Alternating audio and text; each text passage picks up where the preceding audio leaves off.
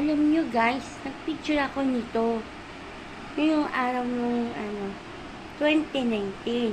Hindi ko maasahan, may ulo dun sa bakal. Ayun, basta nyo mabuti ito. Hindi ko na binilugan, kaya ayoko nakita ko. Kasi may habag dun sa, ayan siya oh. Natakot na po kasi ako.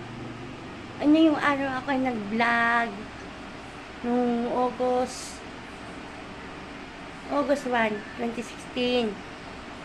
Nag-2019 yun. Hindi ko alam, may nahagip akong ulong tao. Ito yung ulo ng multo. Ayan siya, oh. Mamasan yung mabuting ulo niyan.